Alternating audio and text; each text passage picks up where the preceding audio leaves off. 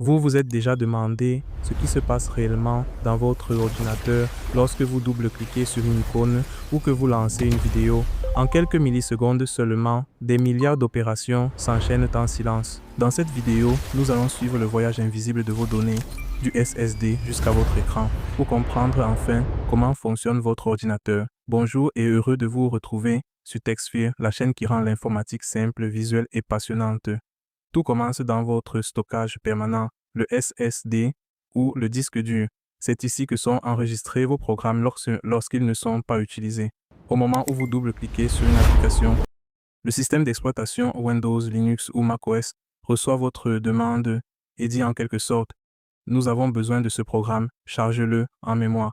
Mais il y a un problème. Même un SSD moderne reste beaucoup plus lent que le processeur. Le CPU ne peut donc pas travailler directement sur le stockage. La première étape consiste alors à copier les données nécessaires dans la mémoire vive, la RAM. Le processeur indique quelles données doivent être récupérées. Le contrôleur mémoire coordonne le transfert et celle-ci transite par les bus de données jusqu'à la RAM.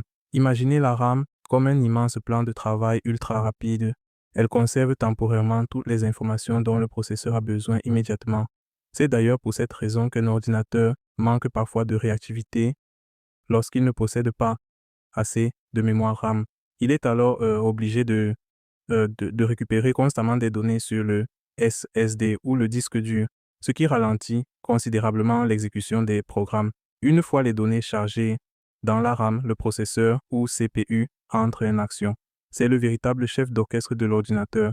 Pour exécuter un programme, il répète en permanence un cycle appelé fetch, decode, execute, fetch. Il récupère la prochaine instruction dans la mémoire, decode. Il analyse cette instruction afin de comprendre l'opération à effectuer, exécute. Il exécute cette opération grâce à son unité arithmétique et logique appelée ALU. Ce cycle est répété des milliards de fois chaque seconde. Par exemple, un processeur cadencé à 3,5 GHz peut effectuer jusqu'à 3,5 milliards de cycles par seconde. Mais effectuer des calculs ne suffit pas. Il faut aussi afficher le résultat. Le processeur transmet alors les informations graphiques à la carte graphique ou GPU. Son rôle est de transformer toutes ces données en millions de pixels colorés qui formeront l'image affichée sur votre écran.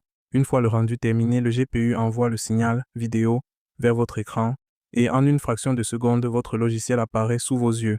En résumé, le parcours est le suivant. Le programme est stocké sur le SSD. Il est chargé dans la RAM.